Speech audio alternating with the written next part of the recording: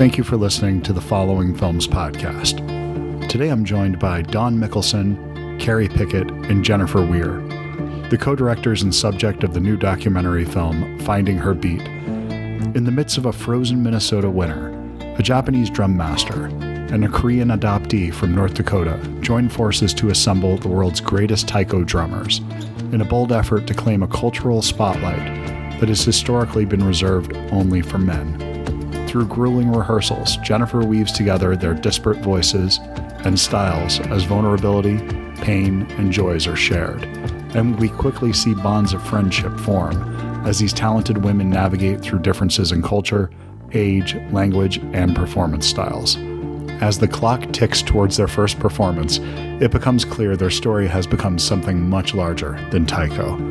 But before our conversation with the team behind Finding Her Beat, I'd like to take a moment to thank our sponsor, Bookman's, an independent bookstore that believes in the magic of storytelling and the cinematic arts. To expand your collection of films, music, or books, visit your nearest Bookman's and discover something truly wonderful. And if you haven't already, please follow the Following Films podcast on Spotify to show your support. This will help us to continue to bring you in-depth conversations with the talented individuals who shape the world of cinema. Finding Her Beat is currently available on Amazon Prime. I hope you enjoy the show. Thanks. Chris, you are on with Dawn and Keri, our directors, and Jen, who basically is the star and heart. Of course. How could I not know Jennifer after spending an hour and a half with her last night? So There we go. I mean, exactly. So I'm just going to shut up and let you guys have a great interview. Thanks, awesome. Annie. Thank you. Well, thank you all so much for taking the time to do this today. I really do appreciate it. I really did love this film. I'm somebody who, any performance piece, I'm just a sucker for music anyway, live music especially. And when you add in Taiko the elements of, it's almost like dance on some elements, and I'm just floored by it. And it's such a profoundly beautiful art form that is underseen in this country. And I just want to talk about kind of all of your exposure to this, if you could, just as an art form, how you first became introduced to this. I guess, Jennifer, we could start with you. I know we go into that a little bit in the film, but. Yeah, well, I'm a Korean adoptee, and I was raised in North Dakota by a white family, and I had no references for being Asian, Asian American, Asian arts, nothing. And the first time I saw Taiko drumming, it was just one guy, Rick Shiomi, in a drum, and maybe 45 seconds of a demonstration. I just thought it was the coolest thing I'd ever seen. And so the thing I always say is that I don't really have any claim to Taiko drumming, but it claimed me. And from that moment, it's been in my life now decades later, and I'm running a Taiko organization. I just fell in love with it because of the things you talked about, like the grace and the choreography and the movement, and just, it's such a unique, visceral, empowering, beautiful art form. And I just love it so much. It's such a unique form of music where, when the visual element of it is so important, I mean, you can listen to it on its own and it still stands on its own, but the visual component adds so much to it. It's such an incredible layer of this. So yeah. Absolutely. And Dawn, just kind of going through here, how did you first become aware of Taiko music? Through Jen. Well, then how did you become aware of Jen? I guess. Well, friends since our early 20s. And, I was a theater music kid. And I think that there's a connection to, the music in particular. And to your point, the theatricality of it. But particularly that rhythm, the big booming bassing, we were talking about that, if the world was my oyster and, you could make any film you want about Taiko, to somehow show the dust falling from the ceiling of venues when they get Taiko in there for the first time, because like the room hasn't shaken like that in 100 and some years. Like stuff like that. It's just, it shakes your innards in a way that is very pleasing. So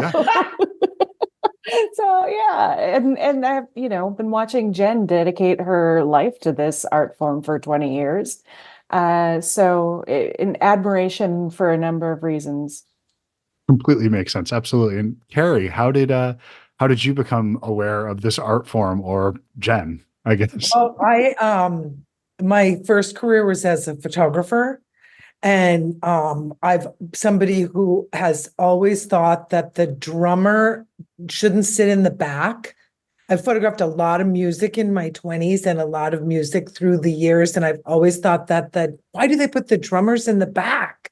Like they're doing all the cool stuff and keeping it, like, why are they in the back? And so I had an assignment one time to photograph Rick Shiomi's theater Moo, and I saw Taiko there and was immediately enthralled. And if I was a different person, I might have acted like Jen, because it's so captivating and, alarming in its fabulousness.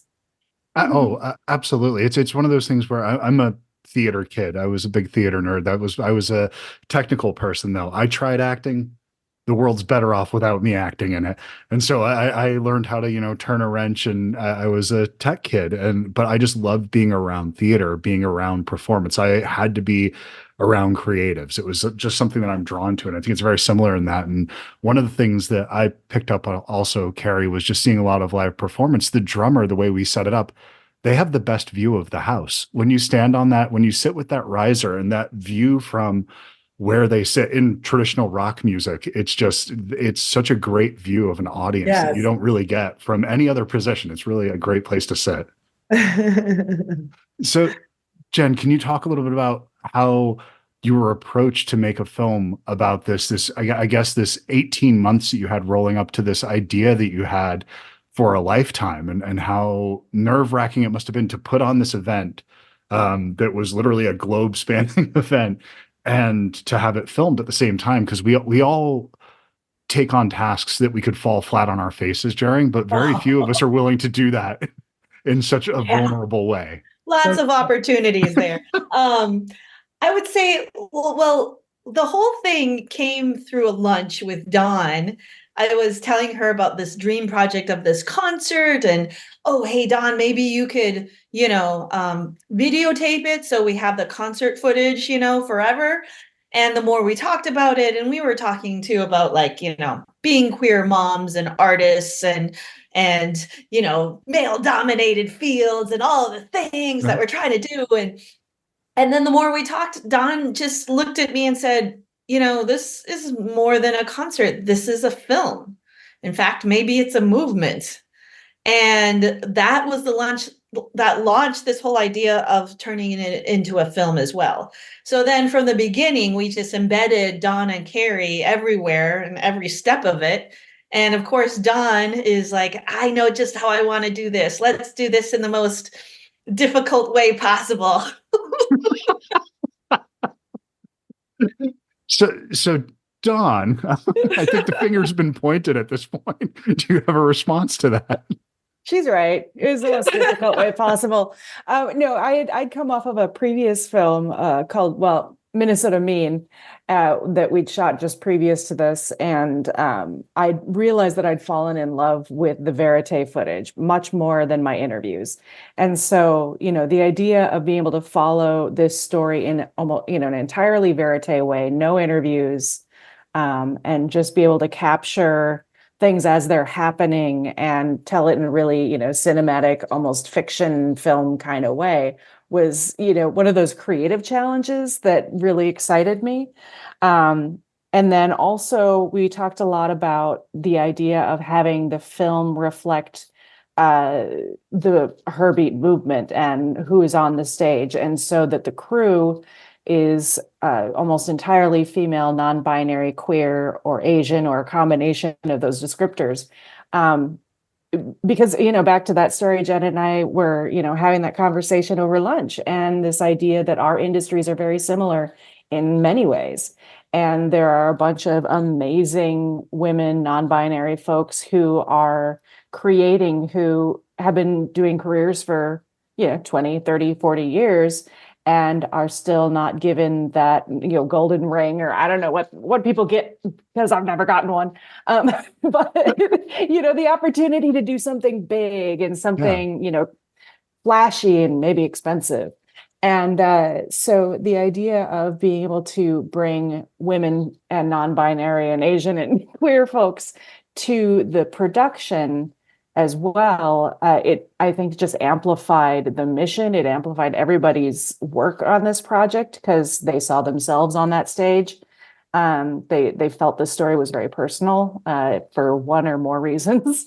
Sure. So so this film has a lot of kind of embedded missions, whether it be creative or storytelling or let's change the world kind of missions. Well, there's something that's really interesting that happens in films like this when you make something that is hyper specific about a specific art with a very specific voice or group of voices that are underheard and underserviced. And when you make that, you end up making a universal story, because this is something that's straight white dude from the suburbs. It's not really my story, but I am absolutely told. I feel seen in this film. Anybody that has been the outsider on something that feels like they're wanting to be accepted, and God, who doesn't relate to that feeling?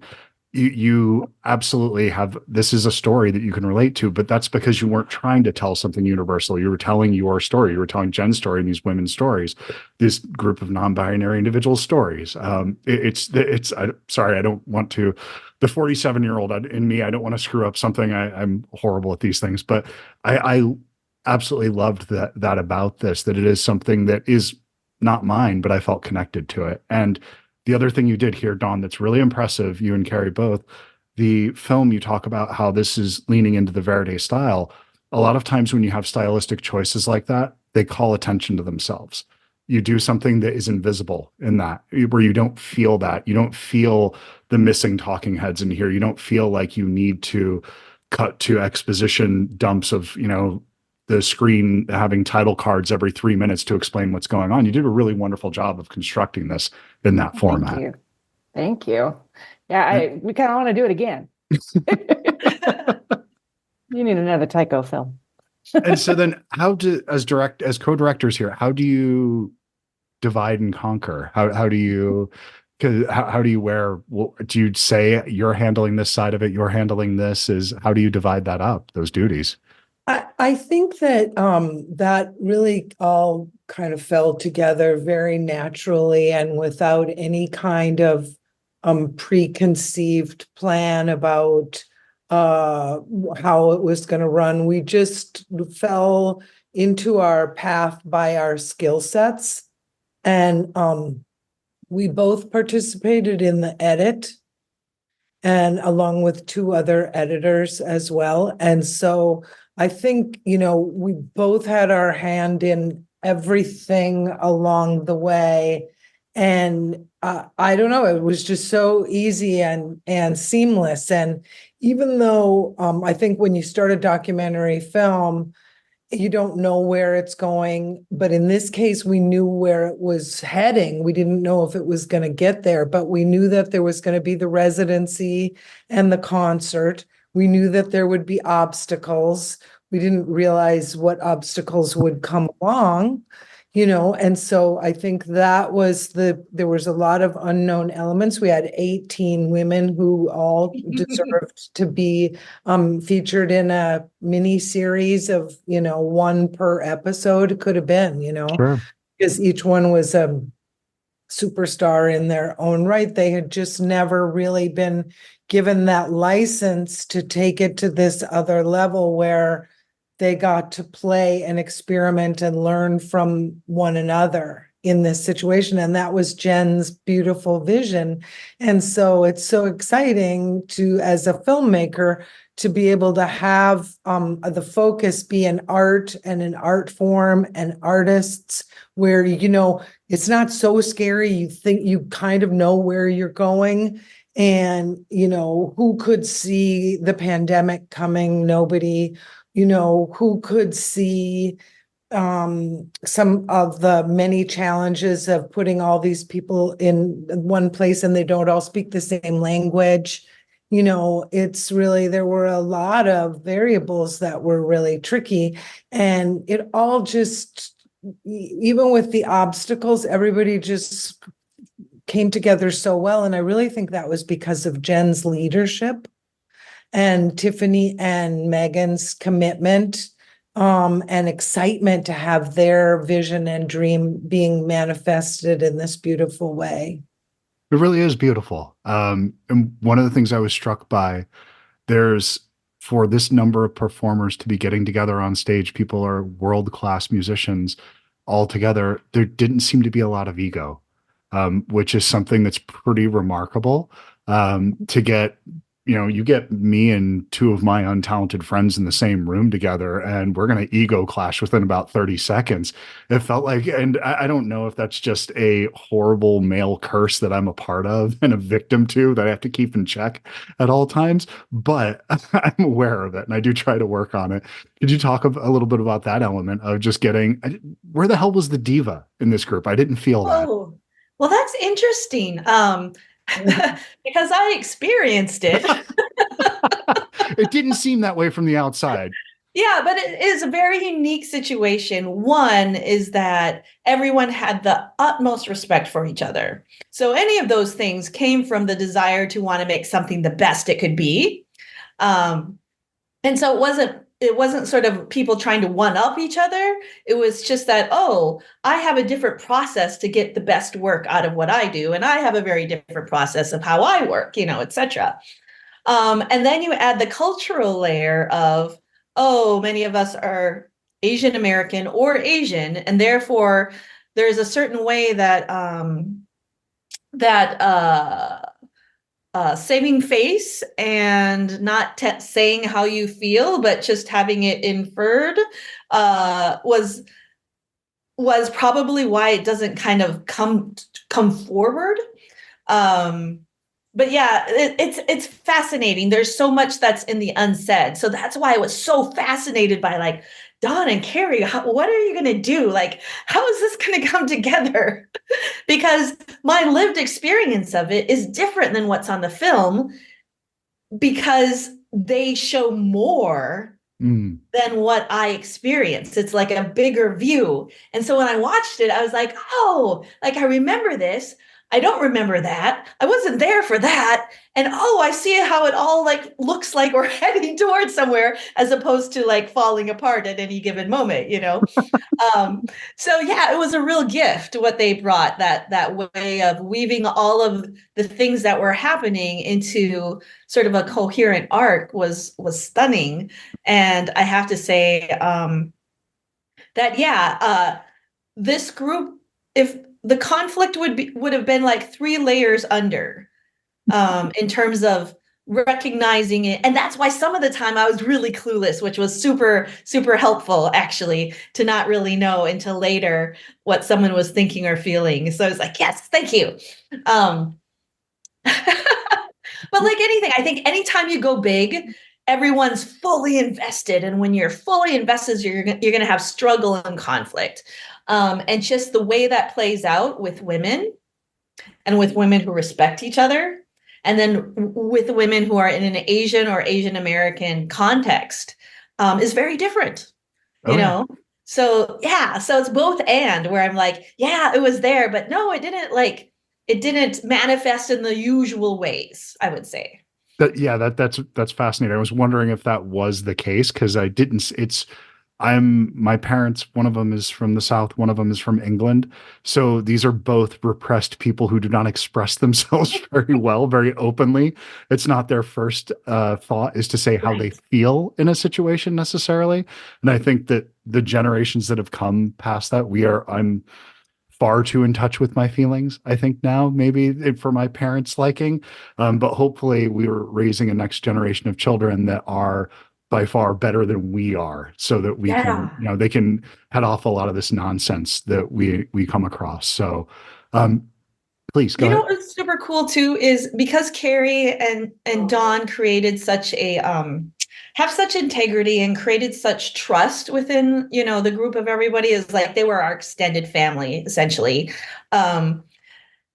What you actually saw was a private side of many of these artists who are trained their whole life not to show that.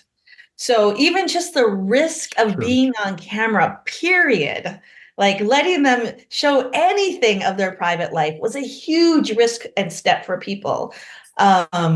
So yeah, so it was kind of amazing that they got to that level of comfort and intimacy and trust that they did. Well, you touch on that in the film, the idea that you're sick, you're injured, you're hurt, you have to go on and you have to be stoic and you have to express that in that. But because they're telling me that, I don't feel that guarded nature when they are talking. They're very open about it. So you don't feel that. You see it in their performances, but you don't see that when they're actually interacting with one another, even though there's, like you said, 2 layers beneath that. There's something going on that I'm not necessarily privy to. And that's really interesting. I think that will necessitate a rewatch at this point. There you go. For some of the deep Well, for sure. Then when you're not feeling well, it's doubly hard to then have somebody with a camera. And actually, because there were 2 of us, oftentimes there were 2. We sometimes didn't both film at the same time or in the same room, but primarily the goal was, with that cinema verite approach, to be able to cut between the 2 cameras. And so then as filmmakers, I'm asking people when they're not feeling well to let me in. And so it was challenging. About how many hours of footage did you have when you were editing this down? Dawn says 200, but that seems low to me. This episode of the Following Films podcast is brought to you by Bookman's. So today I went into Bookman's and decided to try to find a film by Michael Mann. I went over to the Blu-ray section and saw copies of several films I already own, and then I found it, Black Hat. This is one I haven't seen in quite a while since it came out, and I figured maybe it was time for a reassessment of this much maligned film. So Black Hat is a cyber crime thriller directed by Michael Mann that delves into the world of cybercrime, hacking, and international intrigue. While it promises to be a gripping exploration of the dangers lurking in the digital age, the execution falls short of expectations. The film follows convicted hacker played by Chris Hemsworth, who's temporarily released from prison to help the American and Chinese authorities track down a criminal network that's responsible for a series of major attacks. As the hunt takes them across the globe, Hemsworth's character must navigate the murky waters of the criminal underworld while grappling with his own demons. One of the film's major shortcomings is its lack of technical accuracy and realism. While it attempts to portray the world of hacking authentically, it often falls into cliches and inaccuracies that ultimately undermine the credibility of the story. So the hacking sequences are exaggerated and unrealistic, relying more on flashy visuals than genuine technical expertise. And this is coming from an absolute layman. I am not somebody who knows anything about hacking, and yet I can see some of the things that just flat out aren't true in this film. And that particular disconnect may disappoint viewers familiar with the subject matter or looking for a more grounded portrayal of cybercrime. So despite these flaws, though, Black Hat does have its moments. Michael Mann's signature style is evident in the film's beautiful, sleek cinematography and the signature action sequences, and the international setting adds depth to the narrative. It highlights the global nature of cyber threats and the challenges of international cooperation. Chris Hemsworth delivers a solid performance as Hathaway, bringing the character a sense of depth who's grappling for redemption. And the supporting cast includes, I had no idea, I'd completely forgotten this, but Viola Davis, who's really great in the film and adds a lot to the film. But ultimately, Black Hat falls short of its potential. While it offers a glimpse into the world of cybercrime and espionage, its lack of technical accuracy and reliance on cliches detracts from the overall experience. And despite its flaws, fans of Michael Mann's work or of the cyber thriller genre, I guess if you're a huge Johnny Mnemonic fan and you're looking for some more cyber thriller, you could do worse than Black Hat. However, for those seeking a more realistic, nuanced exploration of hacking and cybersecurity, this might leave you wanting more, and I'm not sure I can recommend this one. But despite that, this gave me the chance to check out a film that I've been meaning to reevaluate, because I keep hearing that Black Hat is an underrated film, and maybe I'll give it another 10 years, follow back up with this one, and see if it does end up coming around for me. But remember, Bookman's, they have your cool covered. Hope you enjoy the rest of the show. Thanks. always such an absurd amount of film to go through to find a story. And you probably could have told 10 different movies within this. So how do you find your narrative within that? Are you going along and just saying, okay, today I found this one thing, put that to the side? Or is it just going back and looking at it all together? How do you find it? Editing this stuff is alchemy to me. I don't understand it. We did it in succession, and so I did the first edit, and so I took and matched all the cameras and then made 8 hours of scenes with the best camera coming up, lifting up the best camera, and then passed it on, and it got passed on, and then Dawn had it at the very end, and she just like took everybody's hours and hours and months and months and months and months of work and made it look effortless. Well, With her final edit. It was really it's amazing with an edit, the way you can be really close and it just doesn't sing, and then you hit it and it sings. Well, good editing is invisible. So what was just said looked effortless, I'm sure was not effortless. So how was that process for you, Dawn? Well, I really benefited from, one of my favorite parts of the edit really is that trying to figure out how the story plays out. Like once you've got a set of scenes, being able to move them around and have them play off of each other, like the structure of the story is not the structure of the story when I got it. It wasn't the structure of the story 6 months into when I had it. Like we were playing with structure for a long time, and I love that. Like I get really geeky about, like, I love how when you move one line somewhere else and all of a sudden it works, you're like, oh my God. It feels very like magic. It feels woo-woo and spiritual and all the things. And so yeah, that really is my favorite part, but it was a lot of footage. And, I think when you were asking the question, you were, I don't know if you meant this, but you were asking about, essentially, were we doing dailies with somebody like, hey, these are great from this day? Yeah, kind of pulling out the moments. We didn't have the crew for that. No. Okay. It's like, it For was the time. No, the crew or the time. It was like, just back up that footage and hope to God that, we backed it up twice. Because you have to have I've it twice. been there. Otherwise, you're in trouble. But so really it all was, Keri in that first pass, digging in and looking at it from day one. And and also having to intuit which scenes were relevant in a language that wasn't hers. Yes. How do you do that? That's a really good point, Jennifer. Yeah, because you take it for granted because, there's a good piece of this that is not in your native tongue. So how are you doing that? Well, when Dawn was talking about the crew reflecting the people behind the scenes, reflecting the people in front of the scenes, the women that were filming, the people who were filming with me were just amazing. And we had Shiho Fukada in Japan and Carolyn Mariko Stuckey in America. And they both spoke Japanese. And I think that when we set it up and we went into it, there was this feeling like, oh, Keri, they will help you with the language. But then what really in actuality happened is that I really, because I don't know where that setup is going to come from that is going to give me the payoff later. Anything that interests me, I'm in there and I'm filming as much as I can. And I would really rather throw away footage than wish I had something and not have it in the can. And so there was actually no time while we're filming for anybody to tell me what was being said or what was going on, because otherwise we would interrupt the scene. Yeah, you couldn't stop for translation in those moments, those exchanges. So no, of course not. So in my Taiko group, Hiroshi Yoshino was the hero in that Keri would have these scenes. She's like, I think they're talking about something interesting here. And then so we took those scenes and then he translated into Japanese. And then we also had to translate it back into English.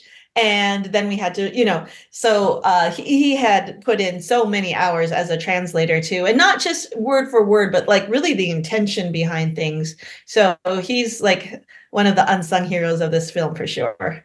Because there's so much nuance in a casual conversation, the way that you speak, that you have to, yeah, it's not a word for word translation. You have to get the emotion behind it. Because, yes, of course, I don't know how people do it. I don't. It's like editing 200, 300, 400 hours of footage. I can't get my head around that kind of a job. I've, tried to edit, an hour into 3 minutes, and I walk away. It's too much. I find it very difficult to divorce myself from what's in my mind.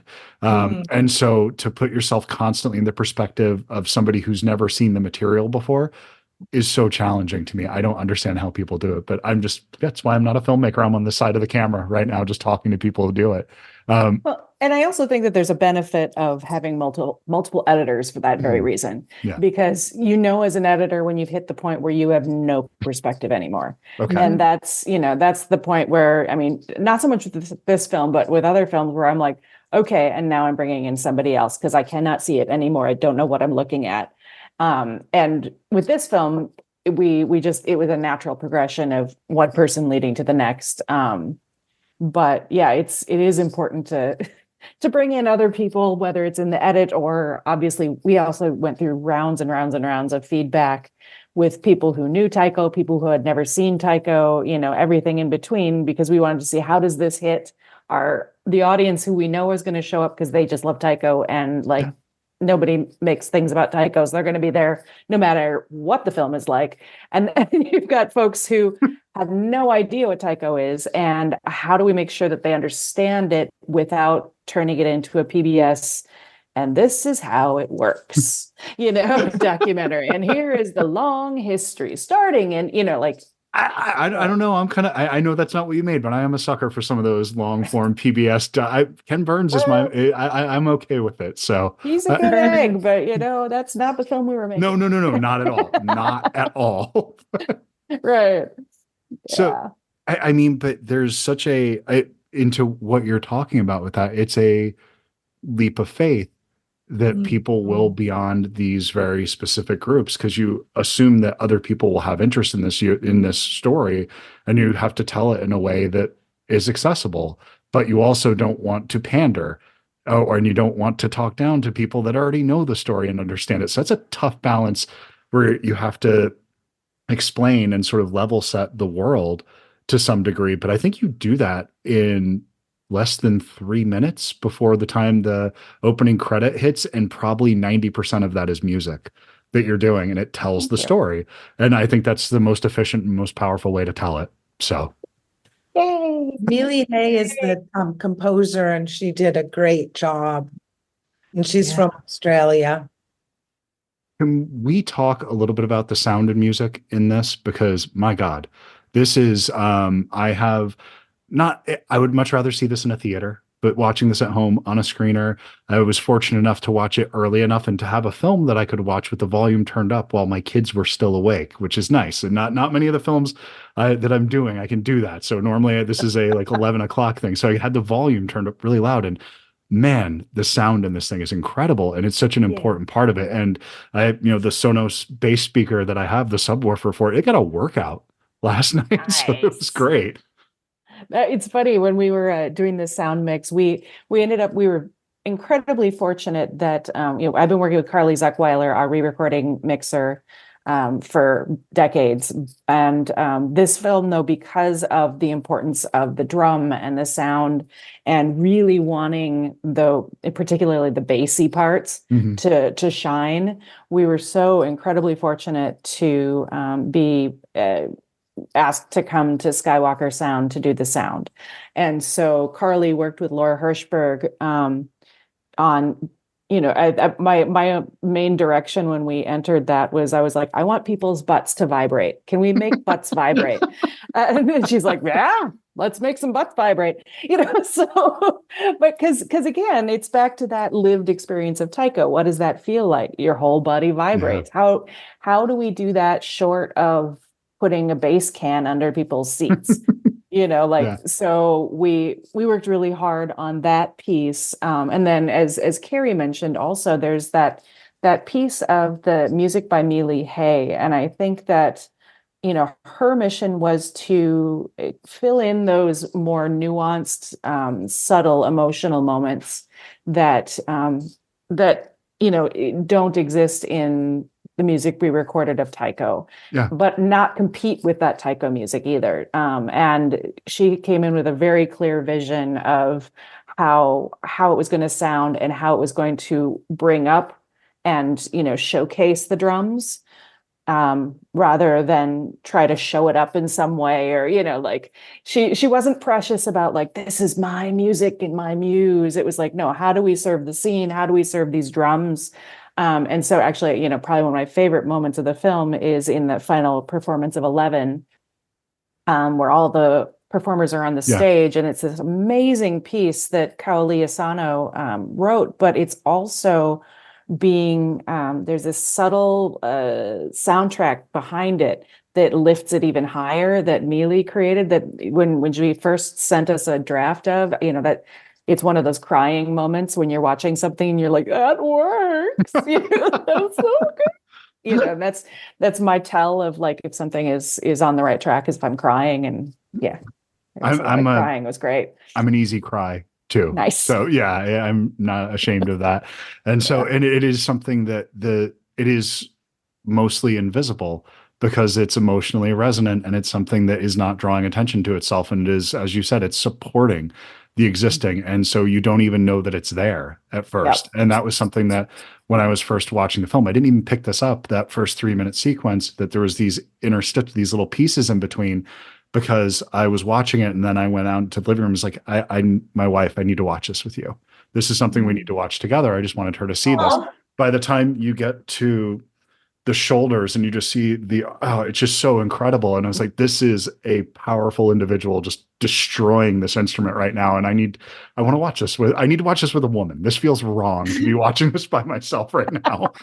So right. Yeah, so we sat down and watched it. And yes, that's when the second viewing I did pick up because I thought it was just pure drum, and no, it's absolutely not. There's other stuff there. And it was actually really interesting to see that. Jennifer, I did want to circle back to one other thing you talked about with the learning something about what was happening outside of your lived experience. What was the biggest surprise for you or how did your thoughts on this whole process change, having seen the film and been exposed to things outside of yourself? It's interesting. One of the things, and this is interesting because, again, came from Donna and I's first conversations, is one of the things I always feel is so guilty whenever I spend too much time away from our daughter. And this was a huge project where every night and every day, we were working on this nonstop. And, but in the film, I could see how much she was a part of it and, sort of in the gooey center of the heart of it. And that's always been true on why I wanted to do it and why it was so important to me. But I felt that, oh, great, you're doing this beautiful thing for your daughter and neglecting her while you run off and go do it. But in watching the film, I felt like, oh, I could see how no, we did hold her very preciously, throughout. And like seeing her and I skip together, like I didn't remember that until I saw the footage. And so that I don't want to, I'm going to cry, but that to me was just like this really lovely gift of like, oh, I can watch this and I can feel and know that like that fear that I have, which is a healthy fear to have, but it wasn't that demon wasn't as big as I thought, that I could take some solace kind of in seeing the bigger picture of it. As a parent, if you don't think you're fucking up every day of your life, you're probably not doing it right. So if you think you have it nailed, you're probably not doing a great job parenting. And in my estimation. So, but what a wonderful thing, this time capsule that you have to go back and see her at this just wonderful age in this thing. And you can see that. What a wonderful gift that is. It's stunning to me. It's quite stunning. Because I'm sure she's already not that little girl anymore. She's probably like this. She's almost a teenager and ready to move out at this point, probably. Yes. Yes, she's ready to drive and get an apartment. Yeah, and then too, for her to see the film and see people's reaction to the film, and it's been such a family experience, and so yeah, that was quite a gift for me. The other takeaway for me was there's no way in hell I would spend a winter in Minnesota. That just That's fair. I live in Tucson, Arizona. That isn't I am not Okay. I am not cut out for that. Seeing that snow and what y'all deal with, there's no way. Yeah. It was a bit shocking at first, yes. It's funny because it's I think that's one of not my favorite. There's many things that are favorites, but the women arriving from Japan and realizing how very cold it actually was, and the fact that I don't know if you had this conversation with anyone, Jen, but like I didn't even think about the fact that it was winter in Minnesota until we were about to shoot the concert. Like I was just like, of course, February works for my schedule, works for other people's schedule. It's February. Like didn't cross my mind that might also be a character that, that is very apparent to folks who don't live in Minnesota. Because for me, it's February. Yeah. Yeah, that's why I was so proud to take everyone to a patio lunch where they had those little igloos set up. I was like, we're gonna go outside for lunch. Yeah. It's such a treat to go outside in February. Yes. I mean, it's June here in Arizona. We don't go outside. If you're going outside, you're getting in an air conditioned car and going to an air conditioned movie theater. That's the extent of it. So that's, we enjoy our homes in different times of the year. That's all. Mm-hmm. So I'm in the middle of enjoying it. It's 60 right now. So loving it. Lovely. Yeah. Yeah. Taiko says, "Oh, my face is surprised. It's become ice." I thought that was so great. Okay. When is the film screening? Kind of down when can people find this? Where can people find this? Where should we send them to get this? Now. Go to Amazon now. There we go. Fantastic. Go to Amazon. This is right great. now. Right now. Go. Yeah. This is an easy one to recommend to people. Honestly, this is such a wonderful, just a beautiful little story. I really genuinely enjoyed it. There's very few documentaries that I watch these days that I actually feel better about the world that I live in. And we all need a little bit of a palate cleanser after the last 4.5 years. And so when I look around at my country and my world right now, there's a lot of things to focus on that make you feel very negative. Thank you for making me feel a little bit better about the world. So I do appreciate that. Thank you. Thank you Thank so much. you. No, thank you all. And thank you for taking the time. It's always intimidating to try to interview 3 people at once. So trying to get that balance right. So thank you all for running with it. Awesome. Thank you all very much. I appreciate it. Time enough to figure you out. Time enough to write this down. Wish me luck, give me hope.